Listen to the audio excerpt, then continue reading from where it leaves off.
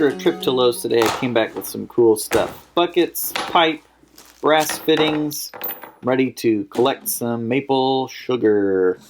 Drilled a hole in the top of the bucket, covered it with a piece of tape, and then I just poked a little hole in it so I can stick the brass fittings in.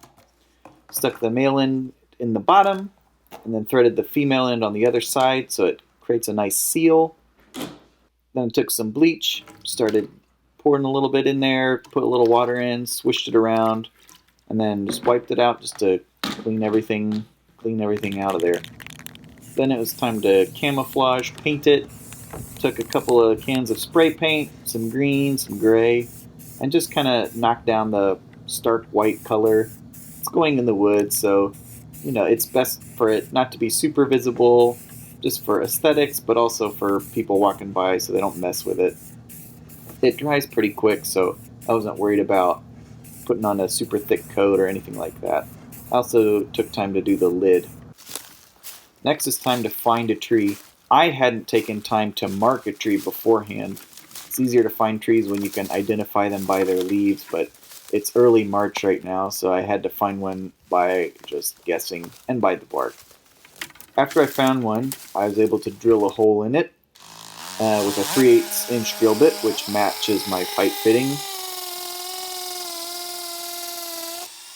I went in about 1.5 inches, you can see it there, and within seconds the sap was welling up and started to drip out of the hole. You can see there it goes. Next I took my little pipe fitting, just a little 90-degree elbow pipe, and I hammered it in, making sure that it's facing down so the sap runs down.